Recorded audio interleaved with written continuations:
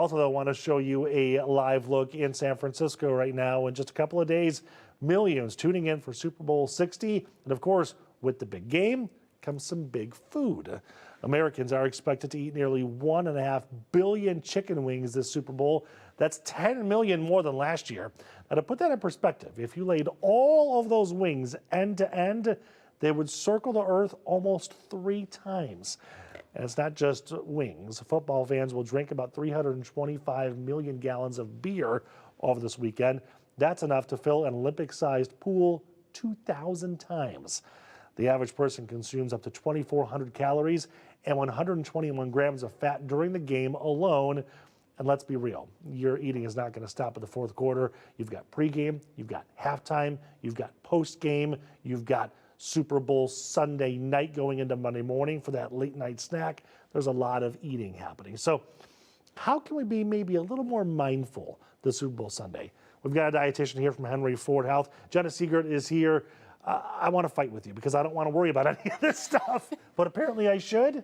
Apparently you should, of course. What most Americans don't know is Super Bowl Sunday is actually the second largest holiday in America, right behind Thanksgiving for overconsumption. As you said, the most important word is being mindful, because it's very easy to overeat when it comes to friends, family, football.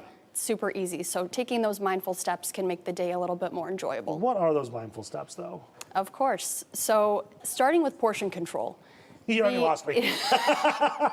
The best thing that you can do at Super Bowl Sunday is make yourself a plate. There will be plates and utensils readily available for whatever party you're at. So really making sure that you are grabbing a plate, you are going over to the couch or the table and portioning out your food. Portioning out that food also adds a visual component so that you're seeing what is on your plate, what you're actually eating. It also might allow you to make those better choices by seeing, I already have 3 slices of pizza and wings. Maybe we can add some fiber, Go for the celery sticks, go for the carrots, add that onto your plate just for a little bit more nutrient-dense meal. Right, because the 3 celery sticks cancels out the slice of pizza, right? It doesn't exactly cancel out, but definitely it helps, okay? A little bit of color. Gotcha. I think one of the challenges, too, is that it's not just the meal. Like, you're pre-gaming and snacking the entire game, right? Oh yeah, Super Bowl Sunday is one of those holidays where there's not a set time you're eating. Right. The food is out and it stays out. Yeah. So it's really about being mindful of your choices. So I would recommend having a pregame plate. You're gonna be hungry when you get there, so make sure that you're portioning out your food, having a plate, and then go sit down, enjoy the game. Try to avoid getting up to that snack table and picking the entire game. Sure. Maybe go back at halftime, for your entree or another meal. It's okay to enjoy these comfort foods that we don't have all the time. It's just about finding that balance. Well, that's what I was going to ask you, too, is that there's so many different types of foods out there and all the platters between the cheese and the wings and the pizza and the celery and the cookies and the brownies. There's so many options.